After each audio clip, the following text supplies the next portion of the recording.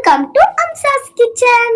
அஸ்ஸலாமு அலைக்கும். அப்படித்தான் இருந்துச்சு. ஆமாங்க, இன்றைக்கி ஒரு சூப்பரான விலாகுங்க. சில்ட்ரன்ஸோட ஃபேவரட் சிக்கன் 65ஓட என்னோட ஒன் டே விலாக் தான் பார்க்க போகிறோம். ஃபஸ்ட் நான் எடுத்தோடனேயே நான் அரிசியை வந்து தண்ணியில் போட்டுருவேங்க. அடுத்து சிக்கனை கழுவியாச்சுங்க. நல்லா கழுவி தண்ணியை வடிய விட்டுட்டு நம்ம ஃபஸ்ட்டு பூண்டு அரைச்சிடலாம். பூண்டை இந்த மாதிரி ஒரு ஓட்டி எடுத்துக்கோங்க. வெங்காயத்தையும் அதே மாதிரி சின்ன வெங்காயம் தான் நான் இங்கே எடுத்திருக்கேன். சின்ன வெங்காயம் நல்லா பெருசாக இருந்தனால ஹாஃபாக கட் பண்ணி வச்சுருக்கேன். அதை மிக்ஸி ஜாரில் போட்டு இந்த மாதிரி ஓட்டி எடுத்துக்கலாம். எடுக்கிறதுக்கு பதிலாக இந்த மாதிரி செஞ்சிங்கன்னா வேலை ஈஸியாக இருக்கும். தக்காளி நல்லா பழுத்து தக்காளியாக இருந்துச்சுங்க. பார்க்கவே அவ்வளோ அழகாக இருந்துச்சு. கொத்தமல்லி புதினா ரெண்டையும் சேர்த்து ஆஞ்சி வச்சுக்கிட்டேன். தேங்காங்க அதையும் கீறி எடுத்து வச்சுக்கிட்டேன். தேங்காய் தான் இந்த சால்னாவுக்கு ரொம்ப முக்கியம் சிக்கன் குழம்புக்கு. உலக்கு வச்சிச்சுங்க. நம்ம இப்போ அரிசியை போட்டுடலாம்.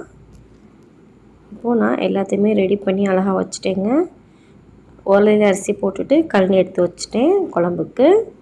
தேங்காய் இதுக்கு நம்ம நிறையா சேர்க்கணுங்க, அதனால் ஒரு தேங்காய் அளவு நான் எடுத்து வச்சுருக்கேன். இப்போது வெங்காயம் பூண்டு எல்லாம் வதக்கிட்டு சிக்கனை போட்டுட்டு மிளகாத்தூள், குழம்பு மல்லித்தூள், அப்புறம் கரம் மசாலா இருக்குல்ல, பட்டை ஏலக்காய் தூள், அது எல்லாமே சேர்த்துட்டு நல்லா வதக்கி விட வேண்டியது தான். நம்ம வதக்குறதுலாம் ஒரு ஃப்ளேவர் வரும் இல்லையா, அதுதான் நமக்கு ரொம்ப முக்கியம். எல்லாத்தையும் வதக்கிட்டு நம்ம தக்காளி சேர்த்துற வேண்டியதான். தக்காளி நல்லா வதங்கட்டுங்க. தக்காளி வந்து நல்லா வதக்கி விடுங்க. நம்ம இதுக்கு தயிர் சேர்க்க போகிறோம். ஸோ தக்காளி வந்து நீங்கள் கம்மியாக சேர்த்தாலே போதும். ஒரு 2 தக்காளி அளவு 1 kg சிக்கனுக்கு நீங்கள் சேர்த்துக்கலாம்.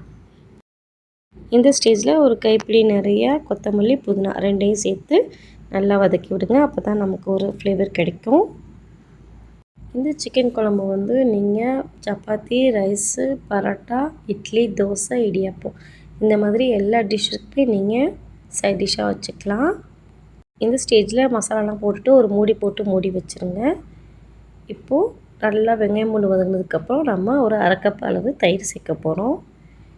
இது குருமா டைப் அப்படிங்கிறனால நம்ம வந்து தயிர் சேர்க்கணுங்க. சிக்கன் குழம்பு அப்படின்னு சொல்கிறத விட சிக்கன் குருமா தான் சொல்லணும். குழம்புக்கு சிக்கன் எடுத்துகிட்டு நான் மீதி சிக்கனை நல்லா பரட்டி வச்சுட்டேங்க. இஞ்சி பூண்டு எல்லா மசாலாவும் போட்டுட்டு பரட்டி ஃப்ரீசரில் நம்ம ஒரு 2 hours வச்சிட்டோம் அப்படின்னா மசாலாலாம் நல்லா பிடிச்சிட்டு நமக்கு நல்லாயிருக்கும். இப்போ நம்ம குருமா பார்த்துடலாங்க. பாருங்கள், நல்லா எண்ணெய் பிரிஞ்சு சூப்பராக வந்திருக்கு.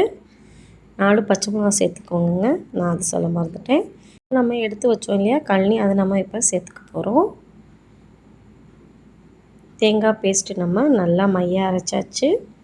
முந்திரியும் பாதாமும் இதில் கொஞ்சம் நான் ஆட் பண்ணியிருக்கேன். இப்போ நம்ம இதை சேர்த்துக்கலாம். எனக்கு குருமாவோட குவான்டிட்டியும் திக்னஸும் ஜாஸ்தி வரணும் அப்படிங்கிறனால நான் கொஞ்சம் தேங்காய் கூடவே சேர்த்துருக்கேங்க.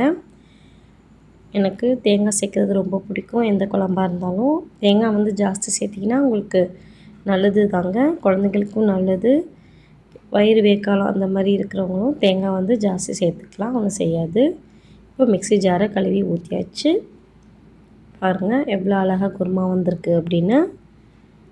இந்த குருமா வந்து ஒயிட் கலராக தாங்க இருக்கும், ரொம்ப கலர் கொடுக்காது உங்களுக்கு. ஏன்னா நம்ம தேங்காய் ஜாஸ்தி சேர்த்துருக்கனால. கடைசியாக கொத்தமல்லியை தூவி இறக்கிட வேண்டியது தான். இப்போ நம்ம ஃப்ரிட்ஜில் வச்சோம் இல்லையா, அந்த சிக்கனை எடுக்க போகிறோம். அதில் பொரிக்கிறதுக்கு முன்னாடி கார்ன்ஃப்ளவர் மாவு போட்டு நல்லா பரட்டி வச்சாச்சு. பொரிக்கிறதுக்கு முன்னாடி தாங்க நீங்கள் கார்ன்ஃப்ளவர் போடணும், அப்போ தான் உங்களுக்கு நல்லாயிருக்கும். கார்ன்ஃப்ளவர் ஒருவேளை இல்லை உங்கள்கிட்ட அப்படின்னா நீங்கள் இடிப்பு மாவு கூட சேர்த்துக்கலாம். இப்போ நம்ம எண்ணெய் வச்சாச்சுங்க. அதில் ஒரு கைப்பிடி நிறையா சோம்பு போட்டுக்க போகிறோம். அப்புறம் கருவேப்பிலை போட்டுக்க போகிறோம். நல்லா வெடித்ததுக்கப்புறம் நம்ம சிக்கனை போட்டு பொரிச்சிட வேண்டியது தான். சிக்கன் 65க்கும் சிக்கன் குருமாவுக்கும் வேறு லெவல் காம்பினேஷனுங்க. கண்டிப்பாக நீங்களும் ட்ரை பண்ணுங்கள், சூப்பராக இருக்கும். இப்போ நம்ம சிக்கனை பொரிச்சாச்சு. முடிஞ்சளவு நீங்கள் ரீஃபைண்ட் ஆயில் யூஸ் பண்ணாமல் தேங்காய் எண்ணெய் யூஸ் பண்ணிங்கன்னா கூட குழந்தைகளுக்கு நல்லது. அந்த மாதிரி நீங்கள் ட்ரை பண்ணலாம். குழந்தைங்களுக்கு எது ஃபேவரோ நம்ம அதுதாங்க செய்யணும். இப்போ நம்ம லஞ்ச் ரெடி ஆகிடுச்சுங்க. ஒயிட் ரைஸு குருமா சூப்பராக ரெடி ஆகிடுச்சு. அதோட சிக்கன் 65 அதையும் பொரிச்சாச்சு. இந்த விலாக் உங்களுக்கு கண்டிப்பாக பிடிச்சிருக்குங்க. நைட்டுக்கு சிக்கன் பீசஸ் கொஞ்சம் மிச்சம் இருந்தனால அதில் முட்டையும் சோறும் போட்டு கிளறி குழந்தைங்களுக்கு கொடுத்துட்டேன். வீடியோ பிடிச்சிருந்தா கண்டிப்பாக லைக் பண்ணிவிட்டு எனக்கு கமெண்ட் பண்ணுங்கள். மறக்காமல் சப்ஸ்கிரைப் பண்ணிவிட்டு பாருங்கள். தேங்க்யூ.